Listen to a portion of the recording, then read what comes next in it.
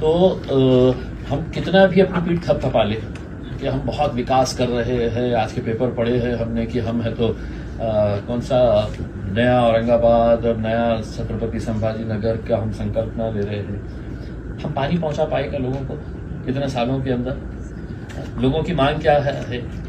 और ऐसा कौन सा रॉकेट साइंस है कि जायकवाड़ी डैम हमारा पानी से लबालब भरा हुआ है, इतनी बारिश होने के बावजूद हमें जायकवाड़ी डैम के गेट्स खोल के पानी को है तो बहाना पड़ रहा है इसमें, और हम वो 50 किलोमीटर की लाइन यहाँ तक लेके नहीं आ रहे हैं इसमें।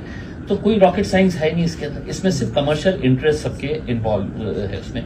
अगर कमर्शियल इंटरेस्ट अगर इन्वॉल्व नहीं है तो एक लॉजिकल सेंस में मुझे आप जवाब दीजिएगा कि जो स्कीम 700 करोड़ रुपए के अंदर होनी चाहिए थी, 700 करोड़ रुपीस के अंदर 2018 के अंदर ये स्कीम है तो ड्राफ्ट की गई थी।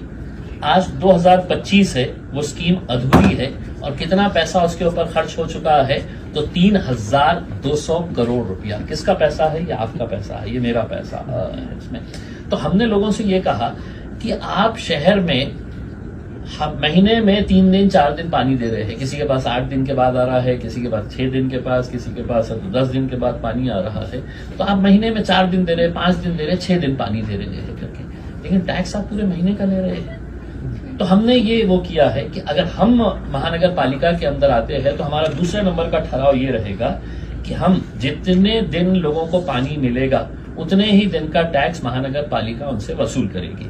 हमारा पहला ठहराव ये रहेगा कि हम देख रहे हैं ना कि सारे क्राइम की जड़ क्या है? तो नशा है। आप देख लीजिएगा पिछले कुछ सालों का निकाल के, या तो वो ड्रग्स के उसमें है या शराब के उसमें, मर्डर्स, क्राइम, थेफ्ट, ये वो जितने भी चीजें हो रही है।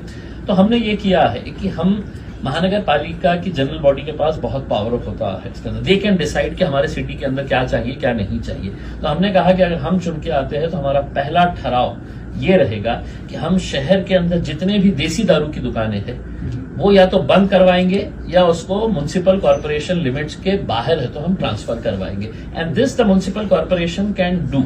तो हमने है तो हमारे होर्डिंग्स इस वजह से लगाए कि कम से कम इलेक्शन आए तक लोगों में इस बात की चर्चा हो, वरना इलेक्शन आया तो फिर क्या हो जाता है कि ये हिंदू है, ये मुसलमान है, ये दलित है, ये ब्राह्मण है, ये जैन है, ये अलग जात का है, तो ये जात धर्म के नाम के ऊपर फिर इलेक्शन का मुद्दा आ जाता है और हम रियल मुद्दों के ऊपर फोकस ही नहीं। अब हम चाह रहे हैं कि 2-3 महीने लोगों ने चर्चा करें कि इम्तियाज जलील ने जो होर्डिंग लगाया है हम उसका साथ देंगे। सत्ता के